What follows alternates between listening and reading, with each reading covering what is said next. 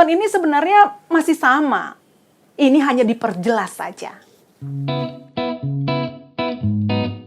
Diajak-ajak bayar pajak.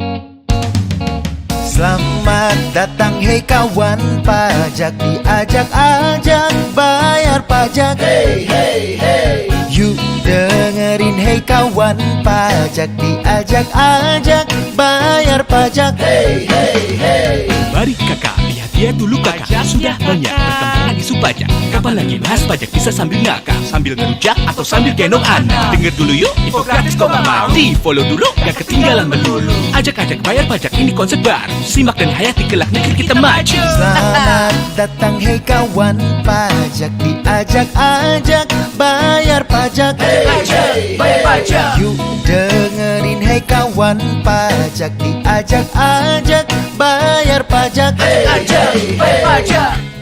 Halo kawan pajak, kembali lagi bersama saya Ani Natalia, Kasubdit Humas Perpajakan Direktorat Jenderal Pajak di podcast Ajak-Ajak Bayar Pajak. Di episode kali ini, apa yang akan kita bahas?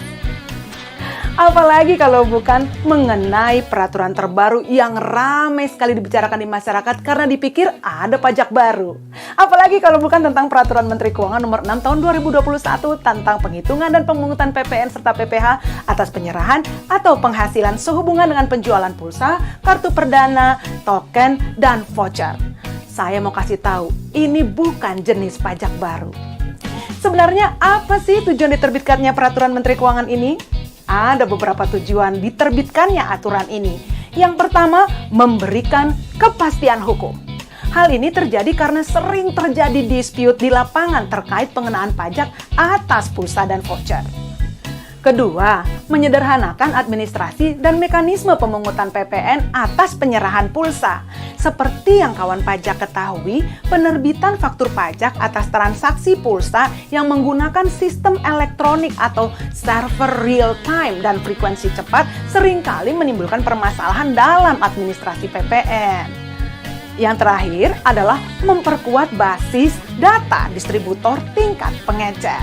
Hal ini dilakukan untuk mempermudah pengawasan terhadap distributor pulsa tingkat pengecer. Lalu bagaimana ya penerapan PPN dan PPh atas kegiatan ini? Simak terus ya. Untuk pulsa dan kartu perdana, pemungutan PPN hanya sampai distributor tingkat 2 saja. Sehingga untuk rantai distributor selanjutnya, seperti dari pengecer ke konsumen langsung, tidak perlu dipungut PPN lagi. Sehingga mekanisme pemungutan PPN-nya diperpendek, di mana sebelum ada aturan ini sampai ke pengecer. Untuk token listrik, PPN dikenakan hanya atas jasa penjualan atau pembayaran token listrik saja yang berupa komisi atau selisih harga yang diperoleh agen penjual token. Jadi bukan atas nilai token listriknya ya. Kawan pajak, ketentuan ini sebenarnya masih sama. Ini hanya diperjelas saja. Begitupun untuk voucher. PPN hanya dikenakan atas jasa pemasaran voucher berupa komisi atau selisih harga yang diperoleh agen penjual voucher, bukan atas nilai voucher itu sendiri. Hal ini dikarenakan voucher diperlakukan sebagai alat pembayaran atau setara dengan uang yang memang tidak terutang PPN. Nah, untuk pemungutan PPh pasal 22 atas pembelian pulsa atau kartu perdana oleh distributor ya, dan PPh pasal 23 untuk jasa pemasaran atau penjualan token listrik dan voucher merupakan pajak yang dipotong di muka dan tidak bersifat final. Sehingga pajak yang sudah dipotong tersebut dapat dikreditkan oleh distributor pulsa atau agen penjualan token listrik dan voucher dalam SPT tahunan mereka. Hal ini sudah berlaku bahkan sebelum PMK ini diterbitkan. Sekali lagi, PMK nomor 6 tahun 2021 memberikan kepastian hukum atas ketentuan umum perpajakan yang sudah berlaku.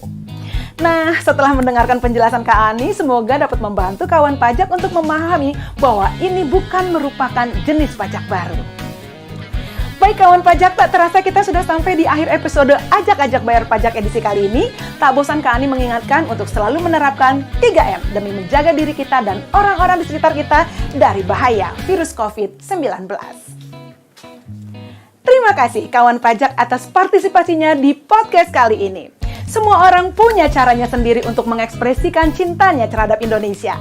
Ini cara kami, ajak-ajak bayar pajak. Saya Ani Natalia beserta kru yang bertugas pamit undur diri. Sampai jumpa di podcast Ajak-ajak Bayar Pajak selanjutnya.